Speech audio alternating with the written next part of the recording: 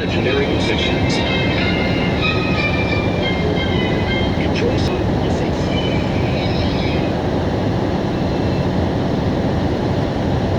Whole bunch of lightning, and as soon as I turned the video camera on, all the lightning stopped. So we'll let it run for just a minute here in the dark night and see if any more lightning flashes or if it's all over now that the video camera's on. It's pretty cool. It's lighting up the whole sky. Nothing quite like a nighttime lightning storm in Texas.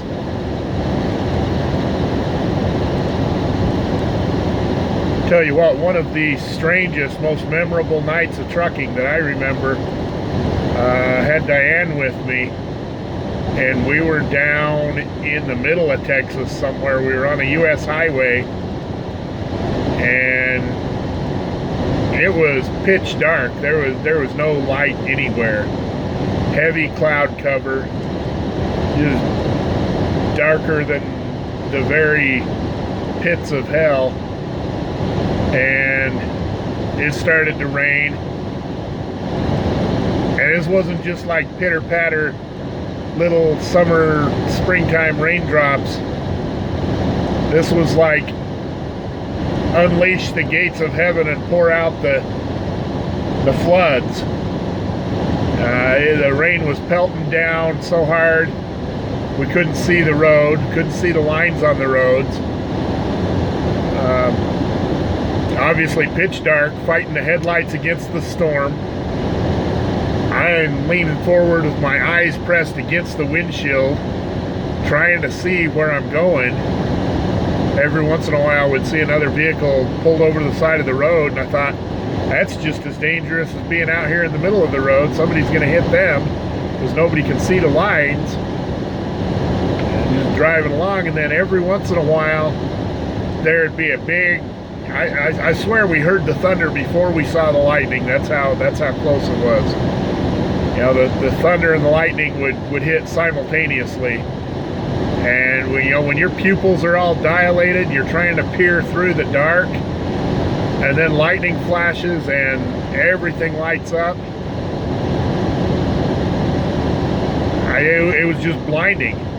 You know, it'd light up, and for what seemed like 3 or 4 seconds of just continuous flashing and jumping and bouncing, everything would be daytime visible, and then it was dark again.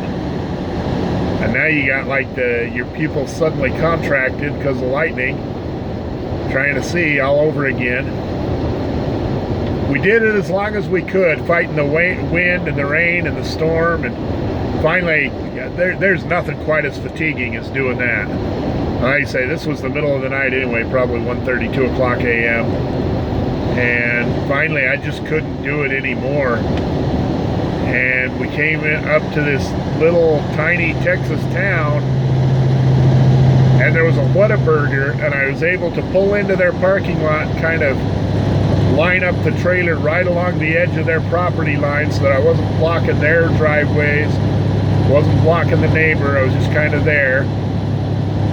I remember it was a Saturday night because I was hoping that Sunday morning everyone would go to church instead of going to Whataburger. And we woke up. We weren't in anybody's way too bad. We were able to get out of their lot before they got busy. And as we got back out on the road, we saw, at least 3 and probably closer to 6 semi-trucks that had been blown over in the night with that storm. It was just a ferocious storm. And we were just driving along and seeing all these semi-trucks laying on their side down the road.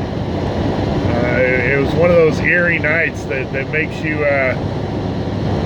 realize that we're such teeny tiny, insignificant little creatures in the big scheme of things. And even a semi-truck in the big scheme of things is just a teeny tiny, insignificant little truck.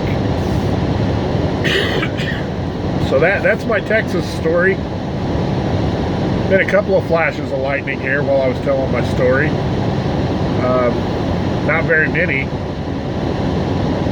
I know as soon as I hit the stop button, the sky's going to light back up again.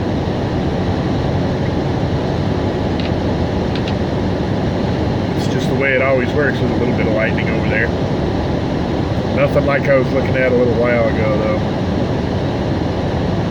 There was this whole network of lightning all the way across the horizon. And now there's just a couple of little blips here and there.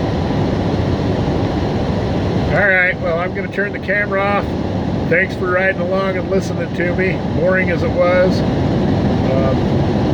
Nothing to look at, but at least maybe the story was worth listening to.